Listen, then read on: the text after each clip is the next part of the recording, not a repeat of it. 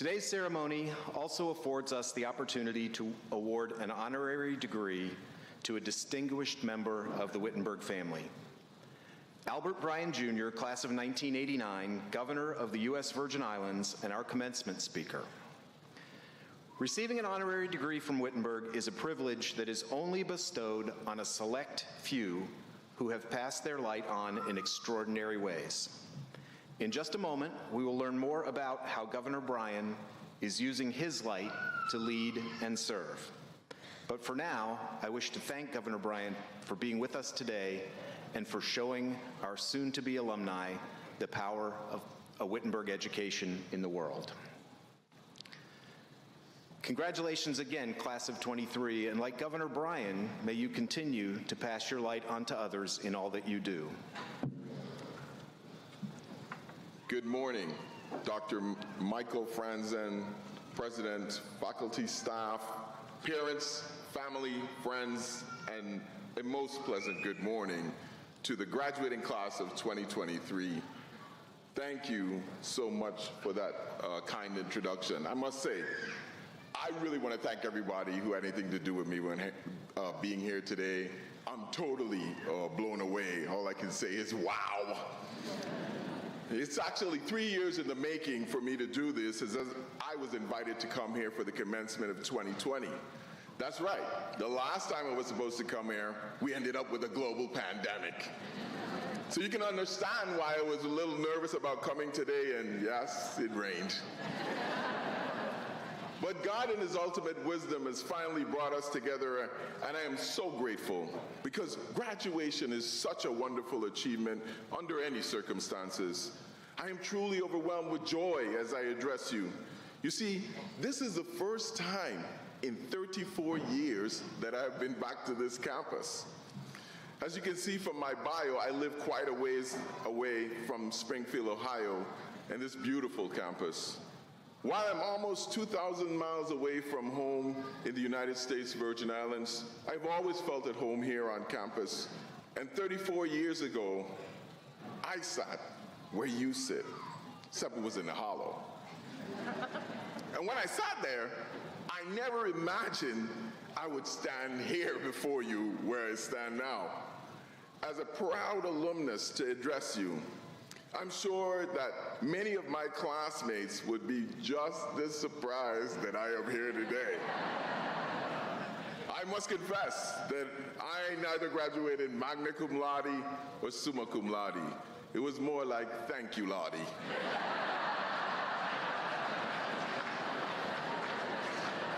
I always have so much to say, but I also love to listen and learn. So I wanted to share with you a few gems today that I picked up along the way. And the first thing that I want to tell you is, it does not matter what happened yesterday. Today, for many of you, will begin what we officially term your adult life. Scary, isn't it? I was terrified. I still remember being a senior and hyperventilating about what comes next. I think I had nightmares about sleeping through my exams for years after I had graduated. But if you are sitting out there in a cap and gown, it means that you have absolutely made it. Give yourself a round of applause.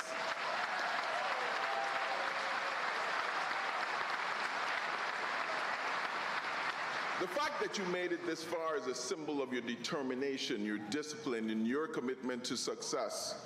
This school is a lot of things, but one thing is easy. Believe me, that sheepskin that you get today is your passport to an exciting journey, and regardless of what your yesterday was, you can always start today. You can begin or continue to be who you want to be and never stop. The second tidbit is find your passion and squeeze the life out of it like a tube of toothpaste when you're broke in the dorms. I always knew I wanted to be governor of my birthplace, and it moved from being a lofty dream like joining the NBA to a reality that with a solid Wittenberg education, a lot of work, and God's greatest blessing, it could and would be my reality. But whatever your passion is, the same could be true for you. There's a pretty well-worn road to the career paths that many of you seek. But for me, there was no real pathway to be governor. So there was nothing else that I wanted to do more than serve. I wanted to help make life better for others. I wanted to give back to my community that raised me. I wanted to make my parents and my siblings proud. I wanted to be a mentor to others through meaningful work. Yes, a lot of people laughed at me, governor, whatever. But I constantly and committedly affirmed that I would be the governor of the United States Virgin Islands. You see, the courage to pursue your individual passion takes a lot. You must be bold, willing to take risks, to fail sometimes, but to be strong enough to stand up and go forward. As you will find, people will always have plans for your life. They want to walk their life and run yours. But be the master of your fate and the captain of your soul, as you only live this great life once. Live passionately. Start from the end and decide what you want your life to look like. Think about it. It's like Back to the Future. What is it that makes you happy, and what is your true passion? The hardest thing in life is to figure out what you really want 5 years, 10 years, 20 years, or even 34 years from now. I don't know if you have been told this, but what you want often comes with a whole lot of what you don't want. New car smells come with new car payments. New houses come with new mortgages and land taxes. And new degrees come with responsibility and, unfortunately, student loan payments. You get the picture, but in figuring out what you want, consider all the downsides and the upsides, and let's not forget the whole ton of work you're gonna have to do. Yes, ladies and gentlemen, there is a lot of work involved. And when you can consider all of this and still want whatever your nirvana is, then you have accomplished the hardest part. You are on the highway to happiness. Now, don't get me wrong, the road to nirvana may be filled with potholes and stop signs. You must be prepared to ride them out. The most important thing to understand is that you must stay on the road and bear the bumps and bruises. One of the greatest challenges of my generation is seeing the disappointment and frustration on the children's faces when they enter adulthood. Let me be clear to you right now. Are you listening? Life is unfair. It's tough, trying, and just sometimes miserable.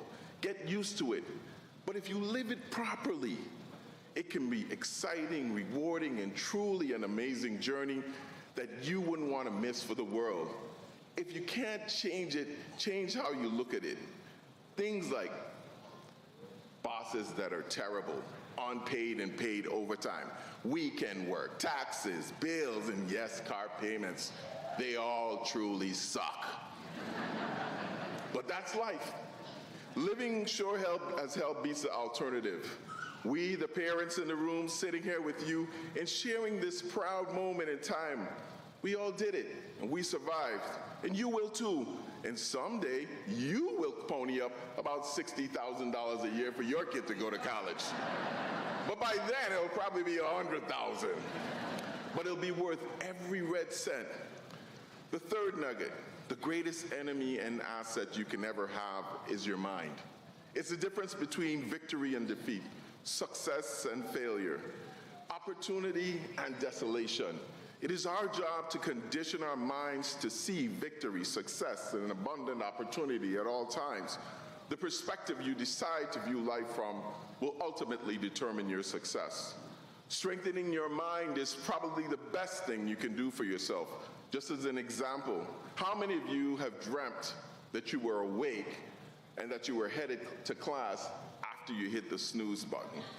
Your mind will conveniently make you believe that you're taking a shower and getting dressed when you're fast asleep. Your mind will take over you and give you what it thinks you need, like rest. As one who has slept through quite a few classes, I will also tell you that your mind and body will do whatever you train it to do. If you train it to be a great athlete, you'll be a great athlete. If you train it to sleep, it will sleep. But in anything, you have to train for success and practice discipline. I can honestly say that when I came here 4 years ago, 1985, my goal was to get an economics degree and get out. I can honestly tell you as well that when the day came for me to leave, I cried like a baby. I cried for an hour. I couldn't stop crying. I cried so much my parents just got in the car and left me on campus. Because it was letting go of the cocoon of this university life, my friends, my fun, and embracing the adult in me, and the responsibility that was to ensue, I figured it was time to get serious about my life and make something of myself. The good news is that all that I had done before in this fine institution had more than prepared me for the next life cycle of my journey. So whether you're sitting here today, magna, summa, or thank you, Lottie, this is the beginning of your next chapter. My father told me a long time ago that I should stop focusing on being an overall success and just focus on being successful at what I'm doing now. It's not the same thing. He said you just get in the habit of being the best at what you do, and one day you will wake up and realize that success is upon you. I must tell you that I put that into practice, and the very same thing happened. I focused on what was the next thing that I had to accomplish to make a better me and move along the path that I had wanted to go. Work so hard that the realization of success becomes a distraction. The glory is in the doing, especially the doing for others. All the rest will come. Keep positivity in your life and steer clear of all the negative Nancys and the Nevilles. I have realized that there was never any amazing accomplishment that wasn't deemed impossible and at most times crazy. One of the most amazing things I've ever seen is the Golden Gate Bridge. Someone stood on one side and said they're going to build a bridge to the other side. Can you imagine the amount of people that told them that they were crazy, that they were insane, that it would never happen, and it simply couldn't be done? Imagine overcoming all the negativity that said that man couldn't fly or iron ships would sink. From as far back as the world is flat, humans have defied the I can'ts and the negativity to astound mankind by making it happen. I am not sure how many of you want to travel to Mars or find the cure for cancer, but if you're like me and have modest goals and want to do something as simple as lead a state or become president of the United States for that matter, then your job will be easy. If it is wealth that you are aiming to accumulate, then you're in luck because this country is full of it. And you can get yourself a bucket or a bank account full as well. The message is that whatever it is that you desire will come much easier and faster if you surround yourselves with the I can people to help you along your journey. But whatever you chase after, remember the ultimate goal is to be happy. I have learned that life is better with balance.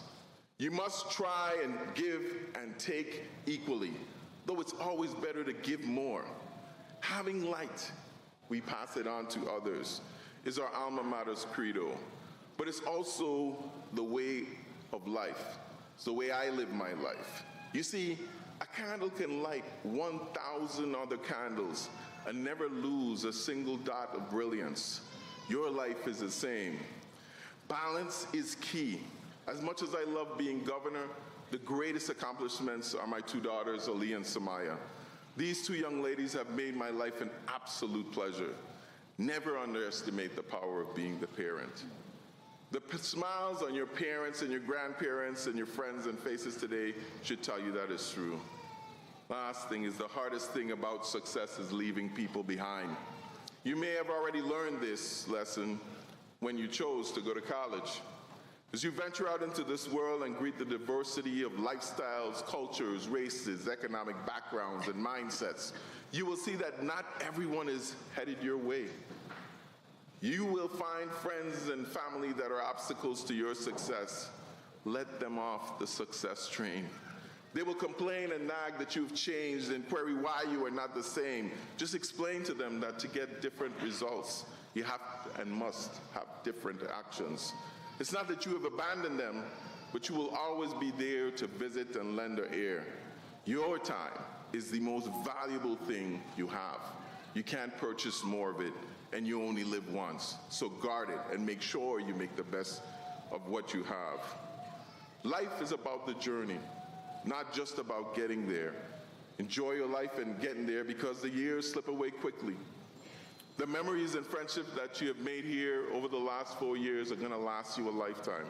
Carry them with you as you learn so much in the classrooms, but so much more outside of it. I made 55 this past February, and I'm still dumbfounded by the gray-haired guy I see in the mirror every day, looking more and more like my old man and a old man. I've gotten used to the aches and pains of my age, but still can't get used to young people calling me Pops. I trust and pray that most of your life will be happy, because life is a blessing we receive with each breath. Treat it like it is. I'm not really into long speeches, and I truly understand that as our lives go, people's attention span may be limited to a TikTok episode. But I must just take a moment to say that I owe a lifelong debt to this institution. I owe thanks for Ken Benny, who came to the Virgin Islands and originally recruited, and others from St. Croix. I owe my friend Josie Christian of 40 years that convinced me to join her here at Wittenberg, Dr. Jim Huffman that welcomed me into Wittenberg and made me feel at home, Dr. Dave Wishart that made me love economics, Ken Duggins and John Young, who kept me grounded and in touch with my African American community, my frat brothers of Kappa Alpha Psi, who ensured that I kept my priorities straight and graduated. But most of all, I want to thank the faculty and staff and the student body that taught me many life lessons and the beauty of diversity. You see, where I come from, everybody looks like me. I am the majority. Coming to Wittenberg and having an experience, it taught me that even as a minority, people are people, whether white, black, gay, Chinese, Catholic, Jewish. There are only two types of people in this world, good and bad. Please be good.